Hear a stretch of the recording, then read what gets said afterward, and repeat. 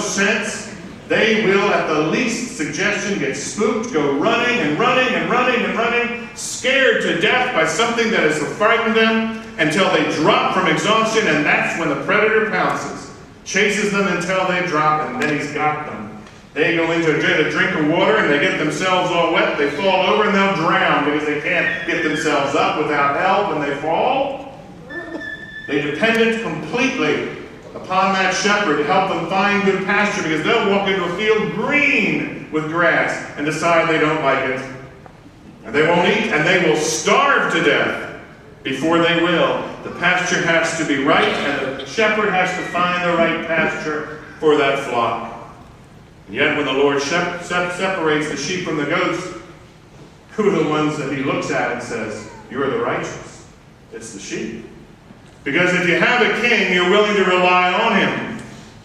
If we live our lives relying on ourselves, if we live our lives saying, "I'll chart my own course, I'll be my own defense, I'll be the one who makes sure I've got the right name or the right reputation or the right amount of money or the right clothes. If I stand beautifully in society because of my own doing, well, I might be a very good goat, but I'm not a very good sheep."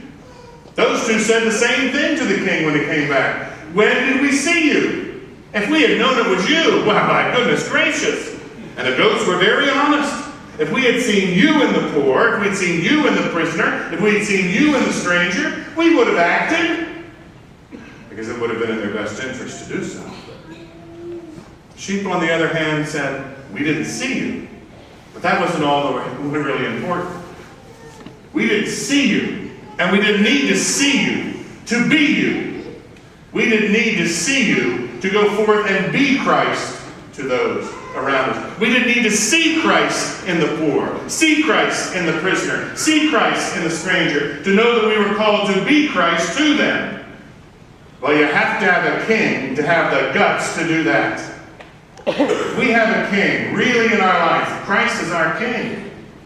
That at school we don't worry about what other people think when we sit down at the table with the person nobody else dines with.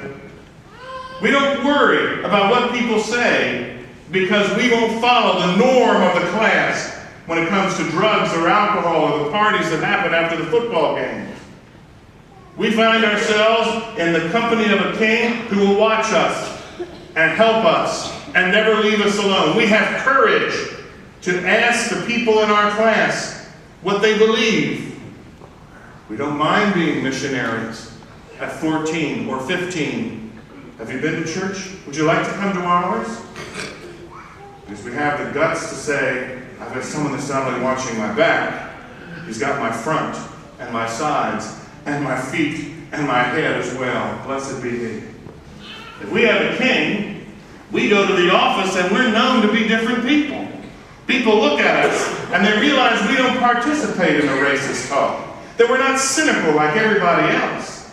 They realize we live a different way, and that we make time for our families, even though maybe climbing the corporate ladder means taking time from our families. We have a king, we know that we have someone who's guiding our place, and that being in his company and aligning with him and conforming with him leads us to such a sense of integrity and joy. We just don't want to be anything else. I could no more have walked down to those places at 19, so different from my culture, so different from my upbringing, and sat down. Believe it or not, I was a shy person at one time. I was, it's true. This goes to show you what happens when you get in league with this guy. He changes you around. He gives shy people the courage to do what must be done, as he said. But I did go there, and it never occurred to me that I shouldn't. Because 25 coin tosses told me I should. And I believed it could be in a toss of a coin if you wanted to be. So what do we face today? Financial problems, employment, problems in our relationship, dryness in our spiritual life, worries about school, grades, whether I'm going to have a date for the ring dance. I hate to tell you, those things are passing. And if we have a king, we have someone who's chosen us to be in league with us, to pitch his tent with us, to guide and guard and defend us. We can have the guts to stand up and say in this world, the unborn have to be protected.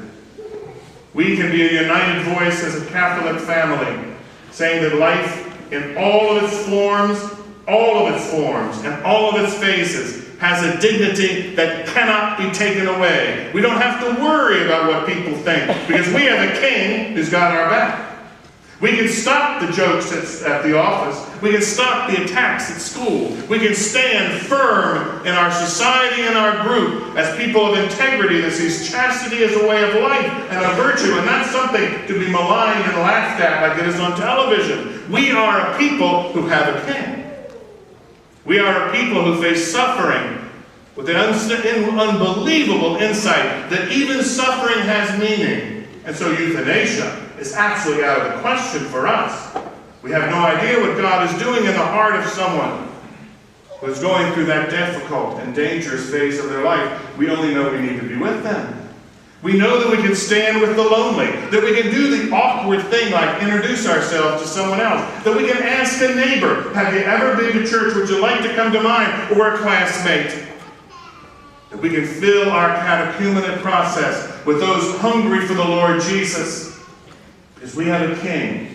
And I may feel awkward, but he doesn't. I may feel weak, but he's strong. I may not have the words, but he is the word. I may be restless, but he is a still point. Now, many years ago, I talked to a young man who was dying of cancer at 22. And I asked him, I said, you must be awfully angry. And he shook his head and said, Father Mike, I've had such a wonderful life. I said, I know, but all of this pain and suffering and all of that. He said, I've learned something, Father Mike. In every life, he said, suffering is inevitable, but misery is a choice. I don't choose to be miserable. That man had a king. And so do we. And so today, just ask a quick quiz question. The answer to the question is, are you a subject of the king? Can be found by asking the question, am I different than everyone else? Because I am. If you say no, you're probably not. If you say yes, you're on your way to such great joy. Our king has subjects. Let us be among them. Our king has love. Let us be the receivers of it. Our king has mercy. Let us be the ones who need it. May Jesus Christ the King be praised forever. Amen.